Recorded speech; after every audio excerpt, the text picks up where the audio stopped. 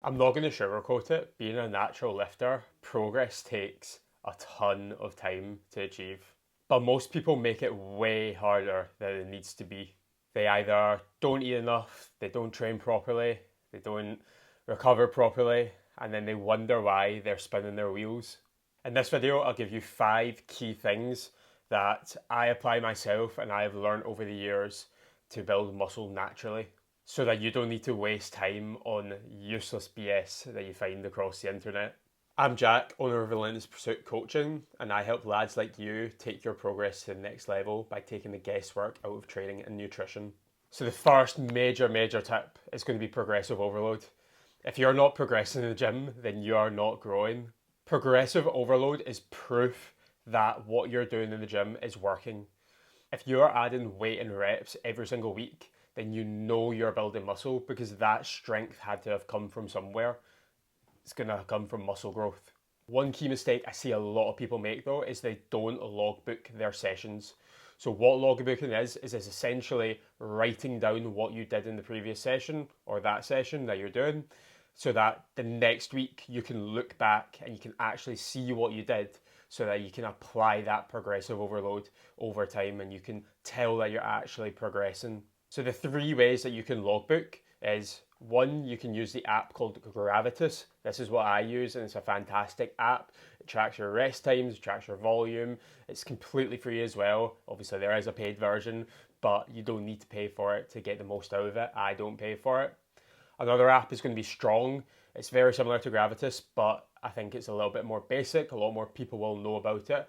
And I don't know if you can get Gravitus on Android. So Strong, I definitely think you can get on Android. And then the good old fashioned pen and paper logbook.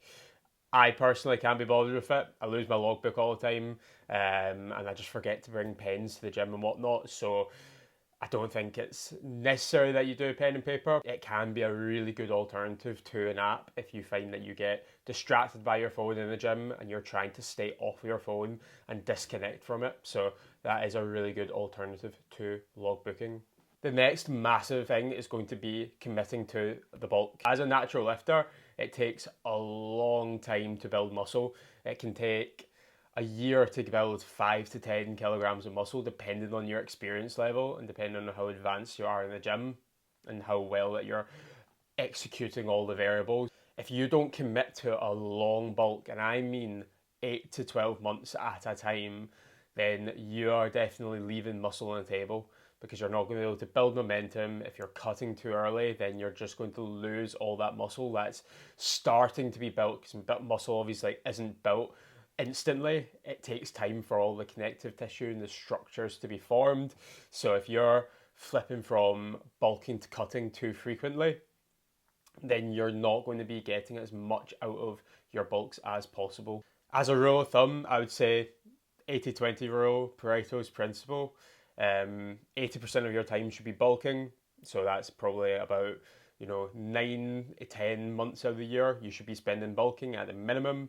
And then the other 2-3 months of the year should be spent cutting, where you're tidying up and you're getting ready for the next bulk. One thing that I highly recommend though is that you make sure that you get into a lean state first. So this is more for individuals who are overweight or maybe even skinny fat. They get into a lean state, 10-12% body fat before they start bulking. Because the whole idea of bulking is you want a massive runway for progress. And if you imagine the leaner you get, the bigger your runway is going to be. So if you get down to 10-12% body fat, then you're going to be able to do that 8 to 12 month bulk because you're going to have time. You're not going to get too fat too quick. Whereas if you didn't do that fat loss phase before a bulk, then you might only be able to go for 4, 5, 6 months before you have to cut again, before body fat levels get quite unhealthy, before appetite disappears, and nutrient partitioning is going to be lessened. One big mistake though with bulking is turbo bulking. So do not turbo bulk. I've been there. A lot of lifters have been there. Their first bulk especially, they decide to gain way too much weight, way too fast. Remember, as a natural, 5 to 10 kilograms of muscle per year. So you probably do not want to gain more than 15 kilograms of body weight a year So do not turbo bulk. You'll just get too fat, too fast, feel like shit, and you'll have to cut far too soon. So next up is going to be training volume versus training intensity. And I always make sure that training intensity is on point before adding volume. And the reason for this is the most important reps for building muscle are going to be the last 3 to 5 reps in a set. Ideally, the last 3 reps in a set are going to be the best, but it does extend to 5, especially for beginners who can't train quite to failure yet. Research has shown that you can do 1 to 4 sets per muscle in a workout. As long as those sets are to failure, you can build plenty of muscle. But if you did 10 to 20 sets for that muscle in a session and you trained far away from failure, you'd see sweet FA muscle growth. So this is something I always work with my clients is I make sure that their training is on point, that they're able to train to failure with good technique first, and then I titrate the volume up, maybe adding, a set or two every few weeks once progress stalls and they're clearly not progressing on the amount of volume that they're doing. So start on the low side, start on 10 sets per muscle per week. So you might split that up by 5 sets of chest on one session, 5 sets of chest on another session, and learn how to actually train to failure. Reps should be slowing down involuntarily. No matter how hard you press that weight, it should be slowing down. And you should have that contraction speed slow to eventually to the point where you can't move that weight at all. And the way that I like to think of it is if I had a gun to your head and I told you to do another rep with good form or else I'd blow your brain out, you wouldn't be able to do it. So if we know that training intensity and progressive overload are extremely important for building muscle, then the next one's going to be making sure that you're dialing in your performance. So obviously performance is paramount for making progress. If you are not performing at your best every single session, every time you come to the gym, then you're not going to be able to grow your best. The main 5 things that I look at in order to optimize my performance or one of my clients' performance is hydration, sleep, stress management, macronutrition, and micronutrition. Hydration wise, you probably want about a litre of water per day per 20 kilogram of body weight that you weigh. So I, for example, weigh 75 kilo right now, so I probably want to have somewhere around 3.5 to maybe 5 litres of water a day, and then that's going to give me optimal hydration. In the morning too, I like to have an electrolyte supplement as well. You can get loads of different ones. You can get ones from Bulk. Conte HydroFlow is really good. Supplement Needs electrolytes are pretty good as well. All these different brands, as long as it's got salt, potassium, maybe magnesium, maybe calcium as well in it, then it's going to be a good electrolyte supplement. Sleep obviously underpins absolutely everything from your training, your nutrition, your mood, your the way you feel. So sleep is going to be crucial for nailing performance.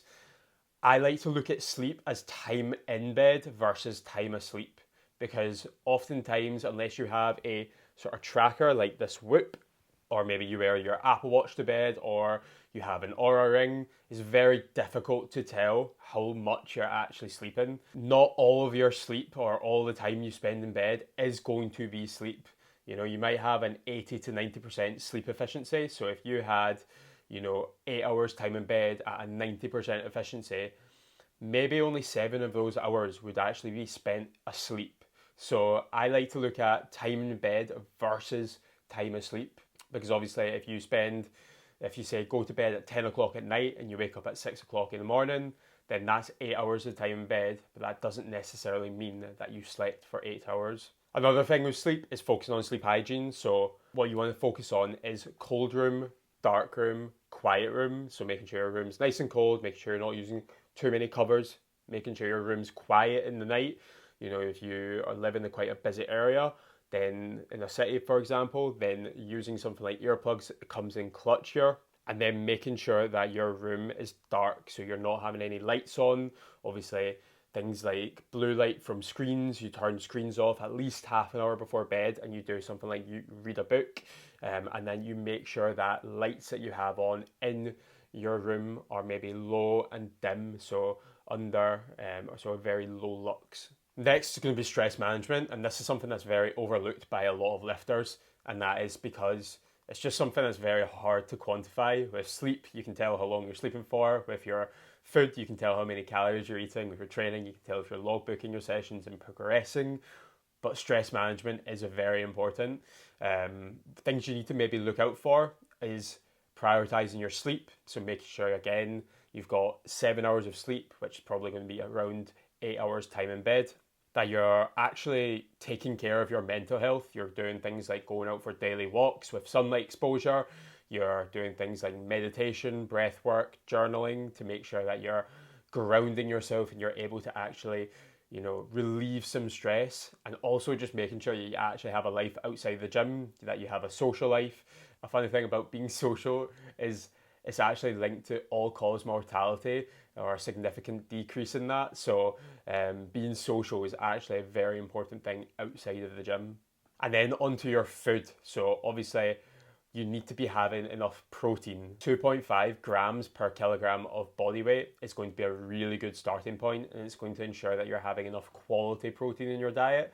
Because obviously if you're having things like, if you're having a ton of rice, you'll get a lot of protein from the rice, but it's not going to be high quality protein. It's not going to be having all the amino acids that you need for muscle growth. It's only going to have a certain amount. So if you have rice and a chicken breast, then all of a sudden you're getting all the amino acids that you need, and having a bit of a higher protein intake at 2.5 grams per kilogram body weight is going to help with that.